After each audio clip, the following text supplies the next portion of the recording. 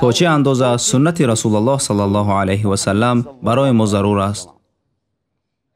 در قرآن الله سبحانه و تعالی در سوره آل عمران آیت 31 می فرماید: قل إن كنتم تحبون الله فاتبعوني يحببكم الله ويغفر لكم ذنوبكم والله غفور رحیم. و این را الله با پیامبرش میگوید. الله اول با پیامبر میگوید: قل إن كنتم تحبون الله. He said قل. او میگوید بگو، به مردم بگو.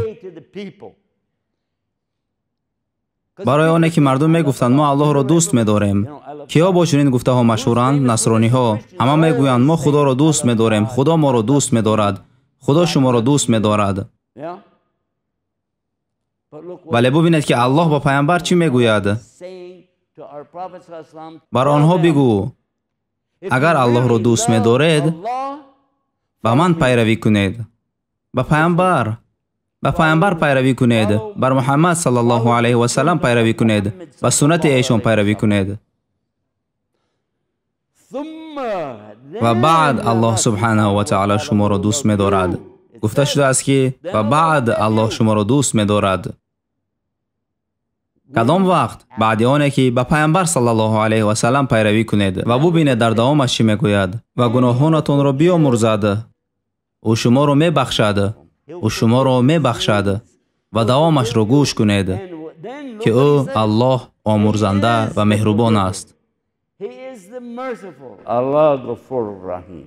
سبحان الله والحمد لله لا اله الا الله الله اکبر. من میخواهم که الله مرا دوست دارد. برای من لازم نیست که این را به اطراف تکرار کنم. برای من تنها لازم است که الله مرا ببخشد. برادران و خواهران اسلامی، این رخ نمی‌دهد اگر ما پیروی از محمد صلی الله علیه و سلم و سنت ایشان نکنیم. الحمدلله رب العالمین. من اول خودم را دعوت میکنم و بعد شما را که وقت زیادی خود را جدا کنید برای آموختن سنت پیامبر صلی الله علیه و سلم، برای آنه که عملها در سنت است، عملهایی که ما باید انجام دهیم. نگوید که در قرآن نیست و من نباید این را انجام دهم. این خیلی نیست. در قرآن الله سبحانه و تعالی برای ما چیزی نظررسی را بیان میکند. بسیار مراتب شما خواهید دید که از الله و رسولش اطاعت کنید. آره، در قرآن از الله و رسولش اطاعت کنید. در آیتی که این گونه گفته شده است. شما این آیت را نخواندید؟ همش از همین سر می شود. با پیامبر اطاعت کنید.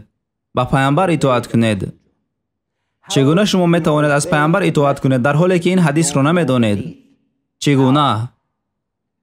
شما انتظار خواب می شوید تا پیامبر صلی الله علیه و سلم به خوابتان آیند و به شما بگویند باید چیکار کنید؟ شما این را انتظارید؟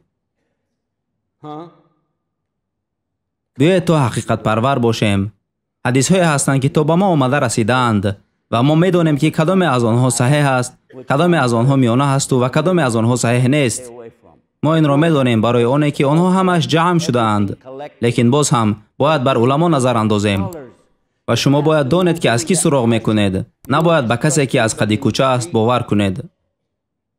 از آنچه راضیتان دادیم در راه الله صدقه کنید، پیش از آن که یکی از شما را مرگ فرا رسد و بگوید ای پروردگار من، چرا مرگی مرا اندکی و دیرتر نینداختی تا صدقه دهم و از شایستگان باشم؟